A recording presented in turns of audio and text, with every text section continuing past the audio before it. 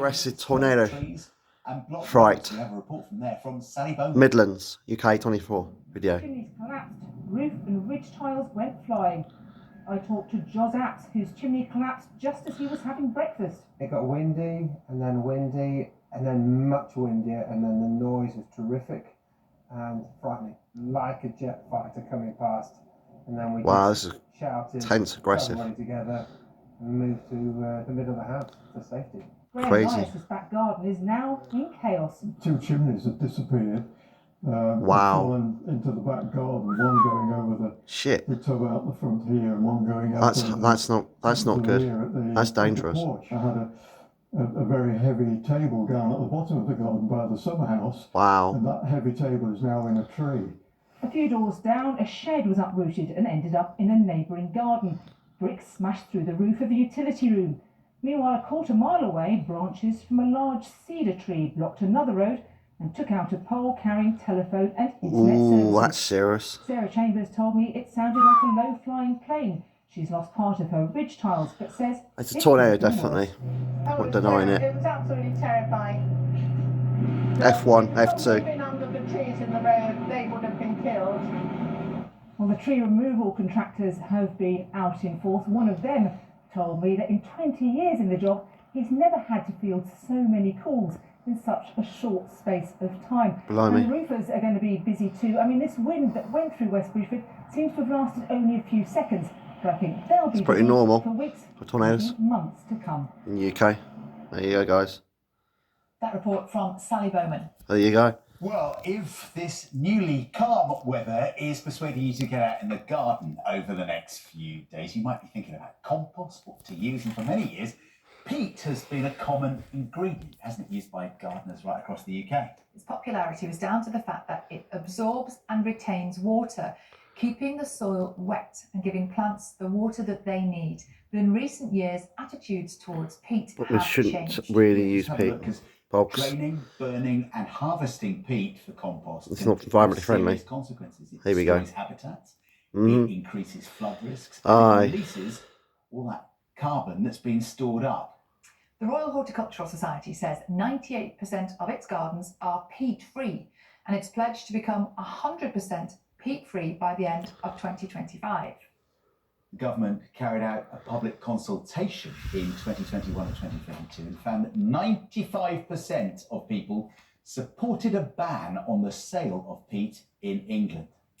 And today MPs will discuss that ban in Parliament. We can talk more about this now. Looks like we're going to have to change the ways of gardening, guys. That's a shame. No, she's called Sally. Morning, Sally. Lovely to see you. Can you just tell us first of all, why using compost with peat is so damaging? Unbelievable, isn't it, guys? Well, it's simply that when you dig up peat, you release all that carbon. It's oxidized carbon dioxide, which, as we all know, is a greenhouse gas. So you're actively contributing to climate change when you're using peat in your garden. Oh, no! And the fact is that we Now all she have tells a us. terrible winter, haven't we? We know what climate change is all about. Basically, we want to do everything we can to make sure it doesn't get any Can't worse. win, can we, guys? And to be quite honest, there are so many really good peat-free alternatives. There's no need to use peat in your garden. So really, you know, Trouble is, darling, it takes a year or two for compost to rot down to use your natural compost in your garden. Sally, we just went through the timeline, Like didn't we, about leaf mulch or grass and cuttings. that's been proposed over the years. And I've done it, and it's not the potatoes didn't grow too well on it. They didn't grow too well. They didn't have a good time. They didn't do well. This is such a well-supported measure. There are MPs from every party who are really in favour of it. It has support amongst the public, as you've just been saying. It's amazing, really, to be honest, that it isn't illegal to sell peat already. The government announced in 2022 In garden centres, basically, where I go get mine. To legislate, but it just hasn't got round Oh to it. dear, we've all sinned, haven't we? We've been peat in our gardens for the last, 20 odd years or more. I'm hoping that this bill today is going to give the government the chance that it needs to pick it up and run with it, give it parliamentary time, get it through. The peat will run out eventually, so maybe we do need to think about alternatives. Well, it's not great, I'll tell you that now, as a gardener. And how effective are they? How do they work? Well, it's they work very, very similarly to any other kind of compost. If you go into your garden centre and you choose a bag of peat-free compost, and do make sure, by the way, that it says in big friendly letters across the front of the bag, peat-free, because it doesn't have to say on the label if it contains peat. So you can pretty much assume if it doesn't say it's peat-free, it probably does contain at least some peat. So if you pick up your peat-free bag of compost, you bring it home and you use it in exactly the same way as you would do any other compost, but you have to treat it a little bit differently because it behaves differently. It's a different product. So for example, you would water a little bit less. So what you don't want is the water to be pouring out of the bottom of the pot. So if you do that, it'll take all the nutrients with it. So just water enough to wet the compost, but no more. Perhaps you might need to water a little bit more frequently, perhaps. You will with potatoes and sunflowers. How much water is already in the pot. You can lift it up and see if it's heavy, or you can stick your finger in the pot as well and see if it's damp underneath.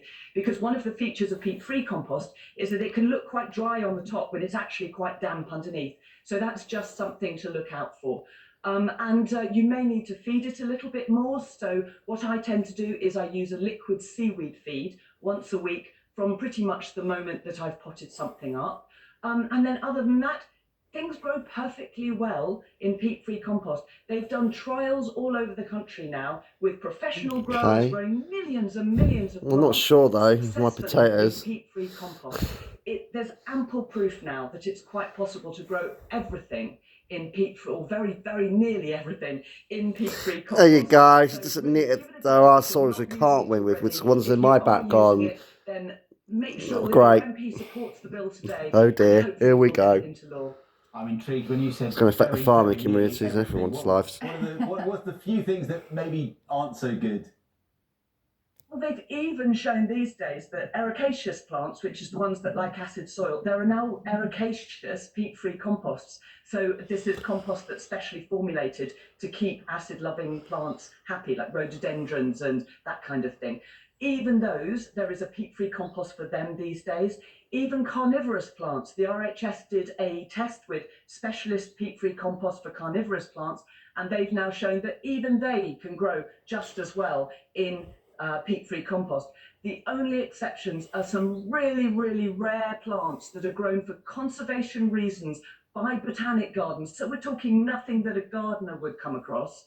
Those sorts of plants, yes, there is some argument for using a little bit of peat to keep those going, simply because their continued existence is really important as well. But other than that, for gardeners, for all practical purposes, there's nothing that It seems a little bit hopeless, not entirely. Excuse. Sally next, thank you. Oh, there you go. Please subscribe. My shirt on Sign Gems on the Fuss. Be with you always. Thanks for watching this video, guys. The tornado and the peat thing. Idea of not using peat in your garden. So, excuse Christ on Sign Gems. Maybe. Bye, everyone.